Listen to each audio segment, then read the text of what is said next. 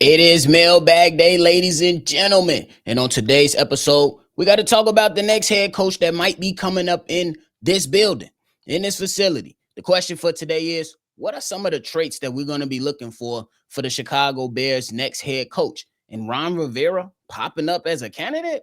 I don't know. Y'all know we're going to talk about it and break it all down, but you got to hear the music first. You are now tuned in to Chicago Bears Central, your number one place for all Chicago Bears news and content.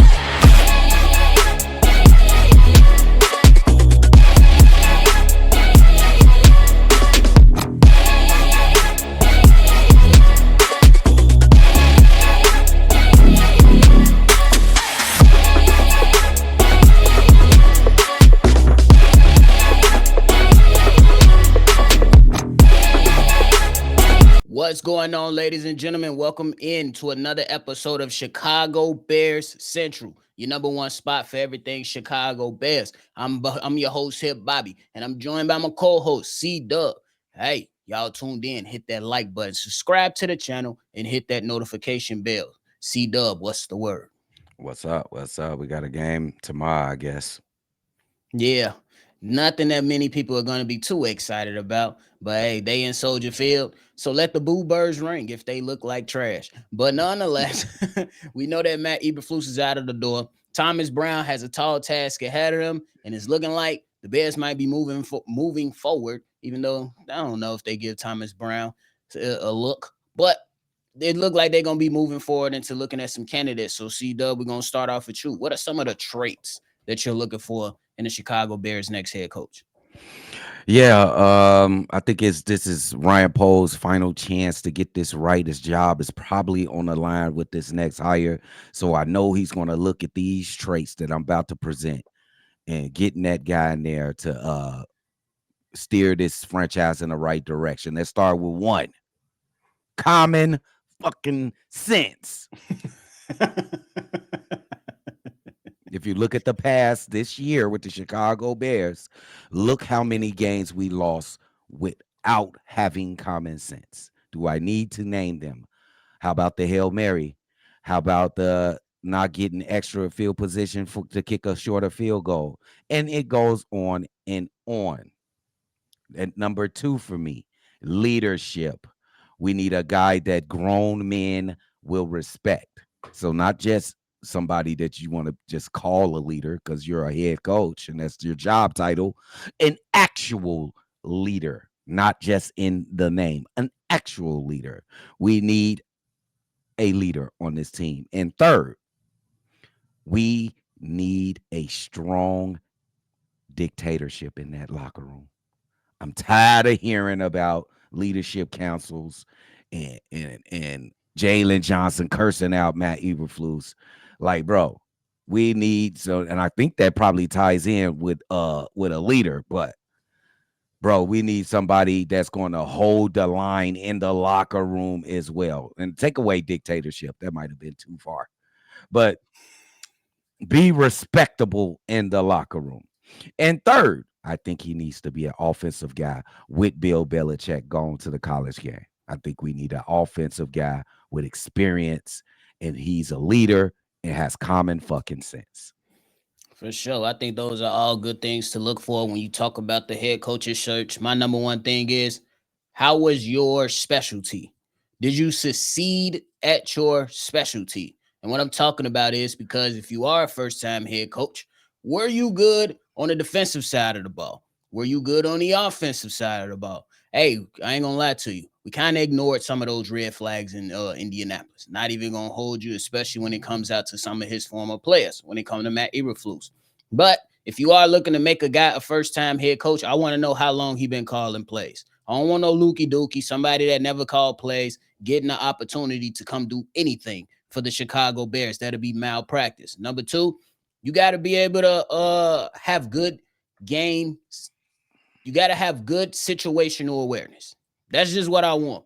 And one thing that stood out to me, C-Dubb, a lot of people give the credit to Dan Campbell with the culture that he built in Detroit. But my man's Pat the designer said one thing. Y'all know I can't take credit if I ain't come up with it first and I heard it somewhere else. So I'm gonna show credit and love to Pat the designer. He won us anyway. He said, yeah, Dan Campbell built the culture, but it is still Ben Johnson calling plays when Dan Campbell be like, fuck it, we going for it on 4th and 1. It's Ben Johnson that go to that thing. So that's something, that you take into account. Not the end all be all, but it's something that you look at. And lastly, structure, order. That probably the harsh word, the dictatorship, but that structure, that order. You know what I'm saying? And it's because time and time again for the last 4 years, we sat him like, oh shit, Jalen Johnson said that in the offseason. Let's go. Oh shit, DJ Moore said this. Let's go. Only for those guys to be the leaders of this team and let us down. How has DJ Moore body language been this year? How has Jalen Johnson performed when we absolutely needed to hold teammates accountable on the field while Tyreek Stevenson was dancing? And when it's time to close out a game, i.e., you got yourself in a great position, Jalen Johnson. How Christian Watts should get past you on a big game that kind of helped the Packers figure it all out. I understand you failed, but enough is enough. Enough with the talk. Let's get some shit in order. And Thomas Brown been trying to get things in order by keeping things in-house. It's probably a little bit too late. I think you got to set that as the standard as soon as you walk in the door. Enough of that talking. I ain't saying you can't go out there and do interviews with other people, but when it comes to questions about this organization and about my coaches specifically, we're going to keep that shit in-house. You better be the most politically correct Bears player when you talk to the media. Keep it real, but don't let everybody into your house. And that's where the Bears fucked up. And that's what Matt Eberflus fucked up. After that debacle, he blamed everybody else instead of himself. It could have been both ways. Cool. We ain't getting back into that because we argued for like a damn near hour that day. But the point is that if Matt Eberflus nipped that shit in the bud and told players to shut the fuck up, you might still have a season on your hands. But instead, the very next week, y'all got y'all teeth kicked in by the New England Patriots, C-Dubb. Unacceptable. But C-Dubb, I got a question before we move into the mailbag. They starting to bring up names about Ron Rivera. I'm just letting y'all know I'll pass. It's nothing against him. They're going to try to correlate him being involved with the Bears in the 19. I'm sick of that shit. I don't want to hear it no more. I wasn't even born in 85. I wasn't doing the Super Bowl shuffle. I was probably doing it in my daddy nuts, but that ain't the point. He was like 6. What the fuck? Come on now. Hey, I ain't seen none of that shit. Nephew, I agree with you, and I'm just gonna disregard that because we ain't looking at Ron Rivera. Hey, look, bro. It seems to me that it's like two guys that they got like at the helm, like that's running this, and it's like Ben Johnson and what's my guy from Tennessee? Mike Vrabel. I would place Mike Vrabel as the number one guy, then Ben Johnson. How would you set that order if you believe those are the two top? Oh, those are absolutely still my top 2, and I wouldn't be mad at either option. But C-Dubb, I've been looking at the red flags. What's the red flag for me? For Mike Vrabel? Hey, those last 2 seasons, he ain't win much. Now you can say those injuries and shit like that. They made trades, cool, fine, and dandy, but he ain't win much. And then another red flag. I'm looking at Mike Vrabel, and I'm gonna just run them off quick. I looked at Mike Vrabel. Out of 3 out of 6 seasons, he had a top offense. Just 3 out of the 6 seasons. You know what I'm saying? And it wasn't top 10. It was just this is the best as we're gonna do. Okay. You know what I'm saying? Top shit. But it's not bottom 16. What I'm saying, top offense is 15 and up. You know what I'm saying? Yeah. So he was in that range. You give him credit to that. But the red flag is that Arthur Smith, who became a head coach, was that OC. And then after that, once he left, it was downhill. All right, I'm gonna give you that. And we ain't just gonna be tossing red flags at random people, bro. We gonna toss them at both of them. And I was gonna get on him. Especially in our position as the Chicago Boys franchise, his red flag is he has never been a head coach. That's a fact. Okay. That's a fact. You know what I'm saying? You don't know. He has red flags too, but he has some good ones. Both of these guys have good ones. That's why I say it's either one or two for me. But what's intriguing for me when it comes to Ben Johnson, I'm not completely saying he's number one, but what's interesting to me is former tight ends coach. And if you look at the history with TJ Hawkinson, solid tight end, Sam Laporta, solid tight end, who's struggling right now? Cole Kmet. Then you look at the 3 years of him calling plays. I like that experience. And then now he's saying he's more prepared, but you're absolutely right. The biggest red flag is he was never a head coach. It's a lot, and he wants to call plays. It's a bit different. It's a bit different. And it's probably special on opposition as a team because what we've been through with the hirings that we just recently had. So we definitely got to take that in accountability. Like this dude ain't never coached before. We got to vet to the full extent of vetting in this coaching search. And I'm sure Ryan Poles is going to do that. I definitely agree with that. But hey, we talked long enough. It's time to get into the mailbag. C-Dubb. We got some good ones on the day. We're going to start with a first-time caller. At least I never spoke to this young fella. The first one is from Smitty. Here it is. What's up, y'all? It's your boy Smitty. Man, I've been a Bears fan, man, for so long. All this, I'm just numb to it. But I love the Bears. I love Chicago. I just hope that, they can figure it out one day so we can all, just be happy for once. Like, a lot of us just, we just, I don't know. Like, we want to see the Bears win, but is it really a curse? Like, what is it? Like, I'm looking at Caleb Williams out there playing. Y'all saying it's the O-line, but, clearly he's missing wide open people. I'm watching the game, they showing replay after replay after replay of him just missing a wide open man. And I don't know what do you do to teach that? Like, how could you teach that?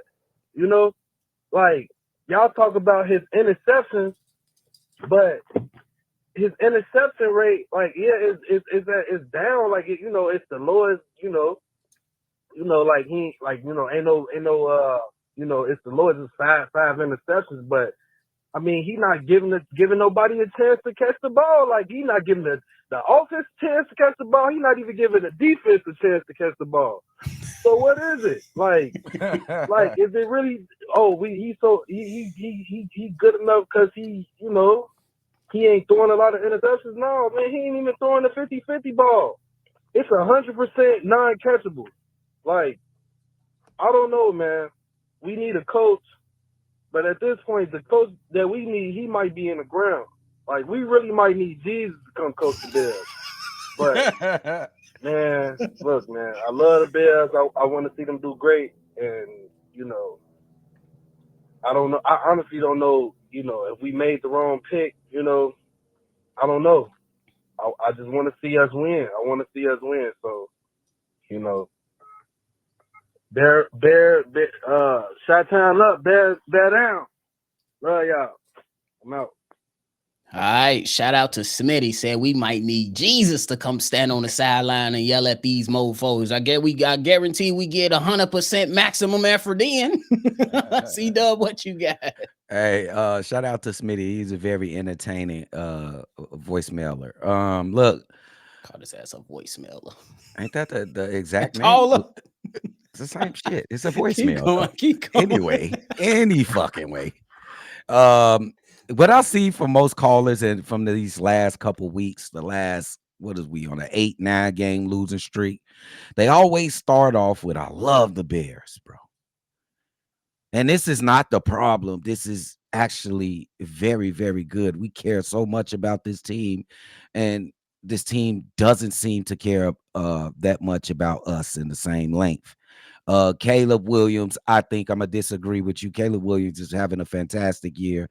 I think already he is the best Bears rookie quarterback that we ever had, with still like 3 games to go. You don't know about from a down-to-down PTSD a quarterback goes through after getting hit. I think he's been sacked the most in the NFL this season. You have to take that into account. Yeah, Justin's not coming back. Go ahead, nephew. Hey, that's a fact, and I think Caleb has struggled in his own regard, but you got to give him credit for some of the things he was able to do. In many of these games that the Bears lost after the Hail Mary, Caleb Williams gave the Bears a chance to win as a rookie by throwing the ball. I'm not talking about, you know what I'm saying, just chucking it up like a Jordan Love and somebody just down there and the defender fall and Christian Watson catch it. We ain't talking about that. We talking about actual dots Yeah. leading, giving the team a chance to win. But I will say this, Smitty, I'm pretty sure you have yourself a routine every single morning. I hope you brush your teeth. Nah, I'm just fucking with you, bro. I know you brush your teeth in the morning, wash your face, probably shower, get dressed.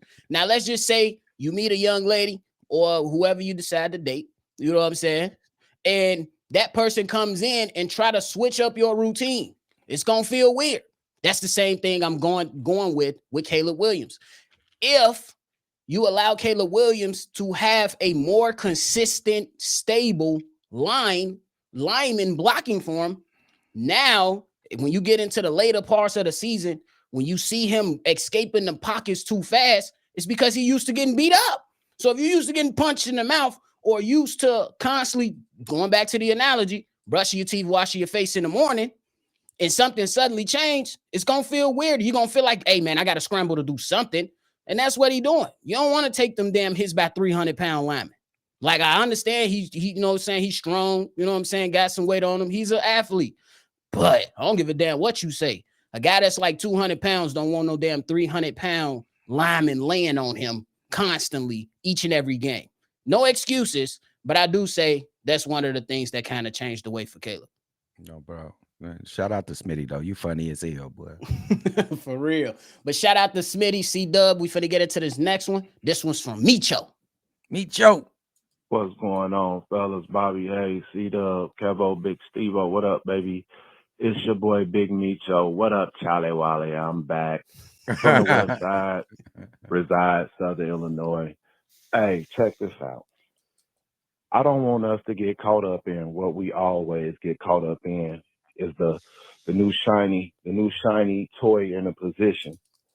But that position is killing me because we keep putting people in positions that they're not strong in. Like we had a banker. We had a banker as the president. Let that phantom in. He should have been signing checks and in other areas of where a banker or accountant's supposed to be. We keep putting people in positions that they don't supposed to be in.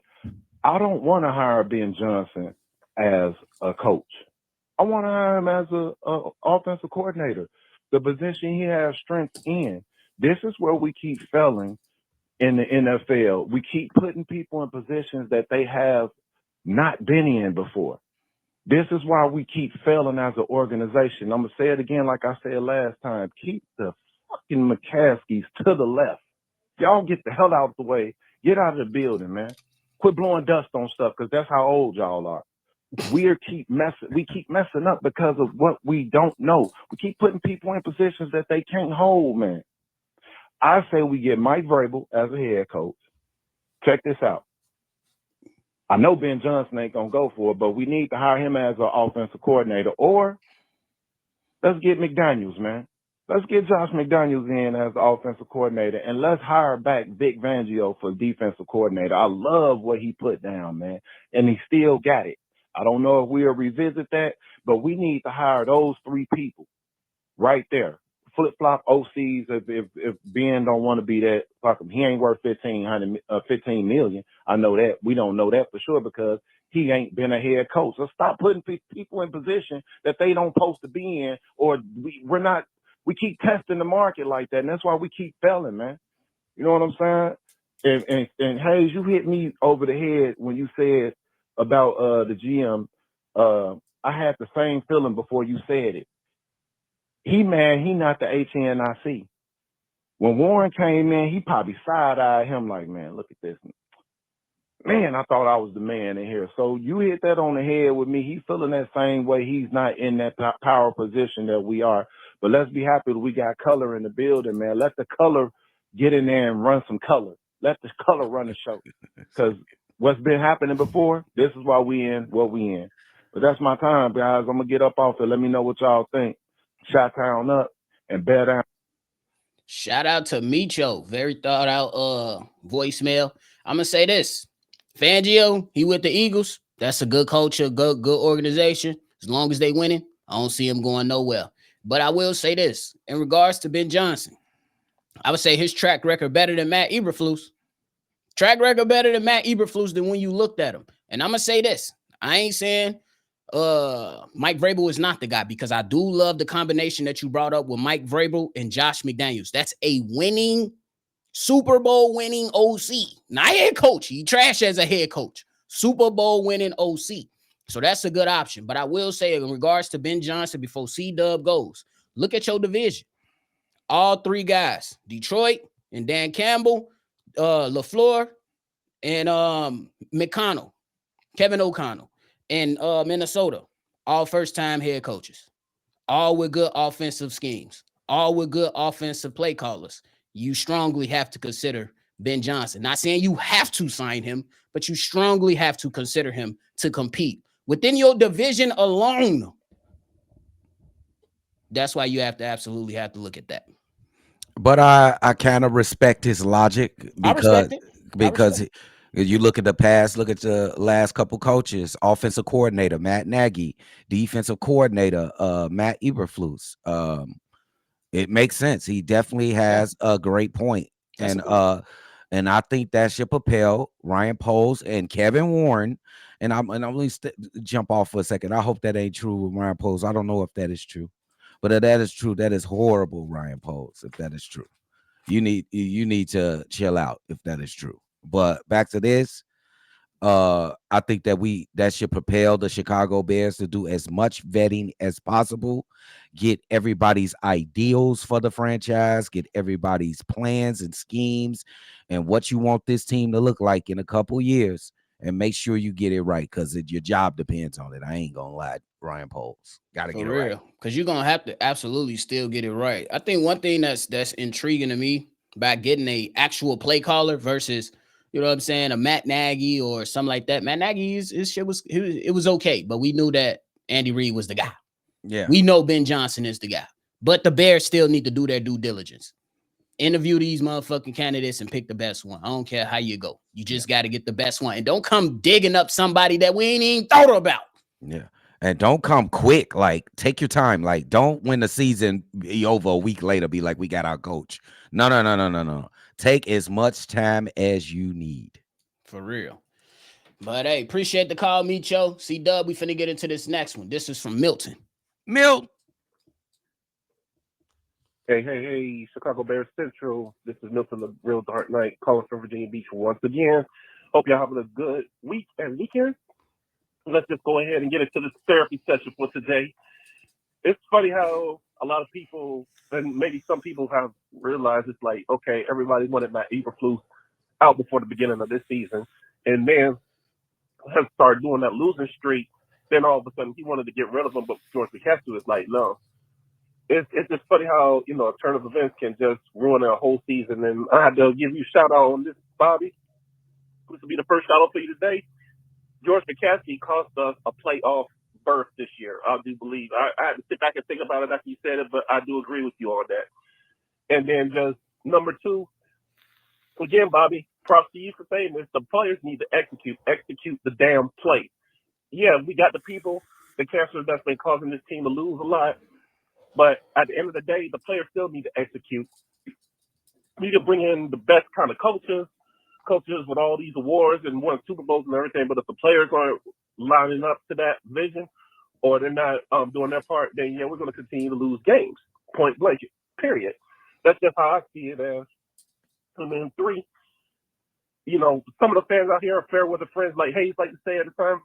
Just like the players have to shut up, some of these fans got to shut up, because it just seems like every time the wind blows on, okay, this person is rumored to be a candidate or they want to come here, then people will say, we got to get this person or we're not going to support the team anymore. No.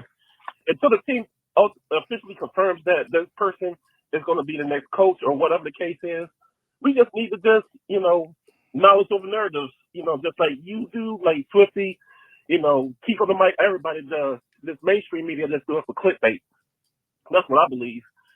But it's just crazy right now, and I just can't get excited over if they draft somebody or a coach comes in. I got to see the evidence on the football field at this point, though. I mean, I'm not saying I'm gonna be quitting to be a Chicago Bears fan, but it's just at this point I can't get too excited about it anymore. We just been through too much bullshit over the years. So I'm just being real about that.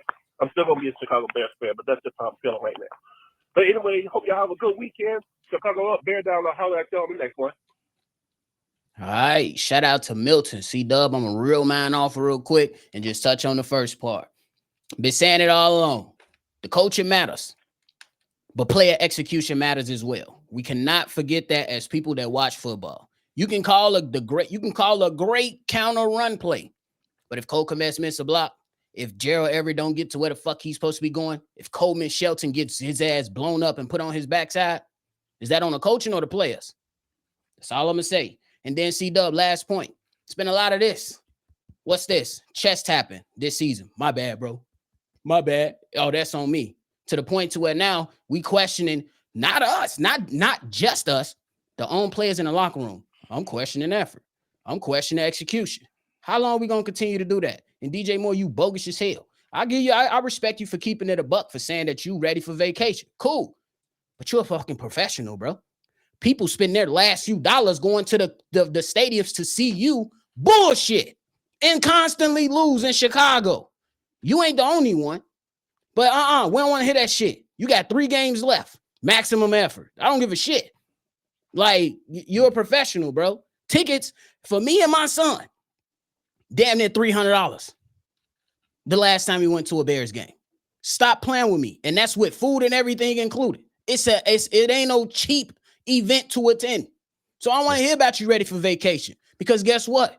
Your vacation going to be from January all the way through motherfucking next September. Yeah, you're going to be working through training camp, mini camp, all that stuff, but that ain't the point. So respect the game and respect the fans that keep supporting y'all sorry ass. Yeah. That's all I got to say.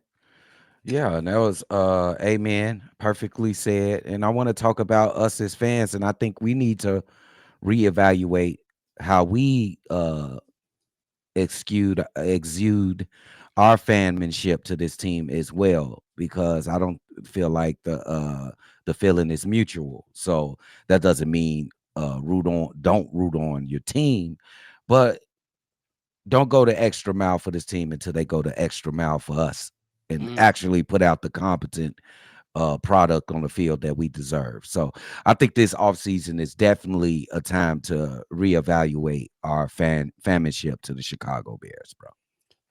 Greatly said. Greatly said. Appreciate you, Milton. C-Dubb, we're going to get into this next one. This from Measy G from the low end. Yo, it's Measy G from the low end, man. What's the word? Bobby C-Dubb, man. I'm calling in. Got a few things I want to say, man. I know everybody tired of this motherfucking season. I ain't even emotionally attached to this shit no more. It's bad. You feel me? I'll be sitting in this motherfucker like the Hail Mary. When that shit happened, I was just sitting on my couch like, damn, the motherfucker blocked field goal, Green Bay. I'm just like, I'm in my motherfucking 10-year class reunion for high school and shit. I'm sitting in that motherfucker looking at that shit like, man, this goalpost look real skinny for some reason. I'm like, something could go wrong. Got that shit blocked. So I don't even give a fuck too much no more. But I just want to say, man, question number 1, what's up with Tyler Scott? Like, is that a waste? We checking it off as a wasted draft pick? Because how the fuck y'all trash shorty and he see the field more his rookie year than his second year? Like, what the fuck? I don't know what the fuck going on with this organization. I don't get it. Then I'm sitting in here. I just saw a video like Marshawn Lynch got a podcast with somebody. I tagged Haize on Twitter. See, the man say he Chicago was the sorriest organization he played for. He say you could be out there, you could drop 4 passes in a row. Ain't nobody gonna say shit, do shit. It ain't high intensity. He say he played for the Seahawks. He said that shit was high intensity because the motherfuckers, the defense want to beat the offense want to beat the defense. Everybody want to get better. But he say the Chicago Bears was the sorriest fucking organization he ever played for. And that shit is crazy because we the longest running organization. Like, what the fuck is going on? I don't get it. I'm dead serious with this shit. It got to be hashtag boycott the Bears, man. Motherfuckers got to see them pocketbooks get a little light for them to start actually giving a fuck. Because man, I want them games to start looking how the Browns and the Bills and shit used to look, halfway full. Motherfuckers out there with garbage bags on paper bags on their heads and shit. All type of shit, man. I don't know what's gonna have to happen for this shit to change, but I'm tired of this. One more year. Man, that shit getting old. We ain't playing no meaningful games. We finna go another 6 months without football, and we ain't did shit. So, man, Chicago up. I ain't even saying bad down. I'm fuck with y'all though. C-Dubb, what you got? Yeah, he is right. We about to go through another prolonged era with no football. Another 6 months, as he like to call it. I seen that clip of the guy on Marshawn Lynch's podcast. I don't recognize him. He might be lying. I don't know who he is, but he might have been on the team, but I don't remember who the guy is. He did say exactly that. And if it is true, it's a damn shame, because all we heard during training camp was the defense want to beat the offense. They really rubbing it in the offensive faces. The offense want to beat the defense. So was all of that a lie?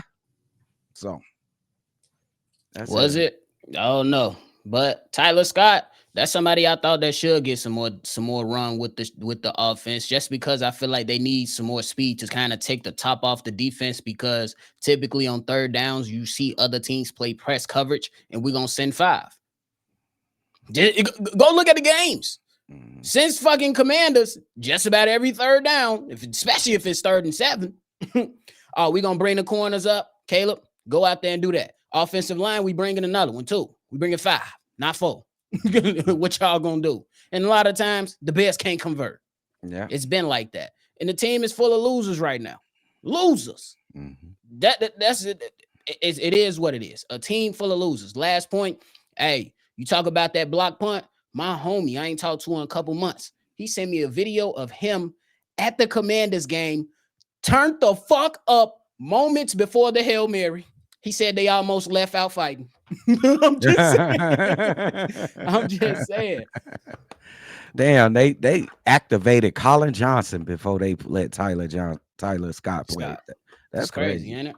Yeah. But hey, C-Dubb, we got the last one of the day. This last one is from Fred. Gang, what up, man? What it do? This be your boy Fred, man. Hope you fellas enjoying your weekend, man. Blessings to you and yours, man. Hey, man, look, what's understood, they don't need to be explained. You know what I'm saying, about, these Bears, man. They just got to get their shit together, point blank, period, man, because you can't keep putting half-ass shit out on the field and you thinking that fans is going to accept that. We've been accepting bullshit from the Bears for too long. And it's like, it's time for them to get up to speed, get up to par with the rest of the league. They can't keep living in the past. See, the problem is, I'm going to tell you what's the problem with the Bears overall. It's the McCaskies. They are the common denominator of the Bears' problem, besides everything else. They are the reason why they hold the Bears back. And they're the reason why. And it's like, when are y'all going to just step to the side, let the guys that know about football, let them do their job, and let them, get this team right without y'all interfering? Because that sucker George McCaskey, you dragged your team from a playoff hunt by you keeping Eberflus because you want to be friends with this guy. We don't need coaches that you want to be friends with. No, we need coaches to do their job and get the team in the right direction. We don't have time for that, man. And George needs to understand that. The sooner he understands that, the better his team will be. The only thing he could do is just stay in his lane, man his business, let Kevin Warren do his job, let Ryan Poles do his job. However, now, if neither one of them can't do their job, then I understand as the owner, you have to get involved. But other than that, you've been getting involved, and it's been nothing but negative. It's been losing season. And it's like, when are y'all going to, put your foot down, let your nuts hang, and start actually winning? This line, we know we got to get together. We're going to need another deep tackle. We're going to need another edge rusher. But we got an edge rusher on our squad, which is Austin Booker. I think the young man can be a starting caliber, maybe 10, 11 sack digit guy. If he's able to start him during the season and you would have kicked Walker at deep tackle on the side of Javon Dexter with Sweat, our D-line would have been better. But is that the point? Like, the Bears just don't want to play for these coaches no more. These guys getting ready for vacation and shit, though, man. But I guess, man, we got to wait to the offseason and see. But let me know what you think, fellas. Chicago up, bet all the way down. It ain't bet down or nothing no more, huh, Fred? It's bet all the way down. I feel you, brother. Shout out to you. C-Dubb, what you got? Yeah, it's been my theme of this entire podcast as I've been looking towards us as the fans. I think we really need to change the way we fandom on the Chicago Bears. I think that, and I love the point that you made about George McCaskey and all the and some of the other guys on here when they said that we got people in places that they don't need to be. I think this need not be a social club. It needs to be ran like an actual professional football club. And when we get that, then the fans need to take the brakes off the protest. I think we need to protest this team because this is straight BS what they got us putting us through, bro. Get your picket lines ready. I'm ready, y'all. Come on. Get them up and picket. Get your signs ready because we sick of this shit. Real talk. And I'll say this. It is gonna be real sweet. And I'm gonna try to make it not sound so harsh. Y'all see Jerry Jones? He's in the way of his franchise succeeding. George McCaskey, you're in the way of your franchise succeeding, and there's one common denominator. Virginia and Jerry Jones might transition on to the next life if they don't get their shit together. That's all I got to say. What you just say, nephew? Virginia, George, and Jerry Jones might be transitioning on to the next life without any chips if they don't get their shit together. Oh, okay. I get you. You get it? Yeah. I'm not trying to be harsh, but I'm trying to be real about it. Jerry Jones been fighting for a long time. Yeah. The Bears been fighting for a long time. Yeah. Get the fuck out the way. It's that simple. Jerry got two, though. Jerry got two. He did. But the last one was in the 90s. Yeah. He ain't even been back to a conference championship since then because he won't get out the way. Second round. Yeah. You ain't been there. Yeah.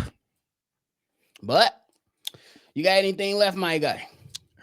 Make sure y'all tune in to the game. Tomorrow we will be live calling. We will be live calling to see if the Bears do something at home. If not, let the boo birds fly and leave that mountain early. Put it on. Man, look, it is what it is. But that is it from us, y'all. We appreciate all the callers that called in. Go ahead, if y'all listen, make sure you leave your comments, thoughts, and everything down below. Hit that subscribe button on your way out. And if you want to call in and be a part of the mailbag episode like this one here, call in, state your name, leave your take. The number to do so is 773-242-9336. We appreciate y'all. Chi-Town up and bear all the way down. All the way down.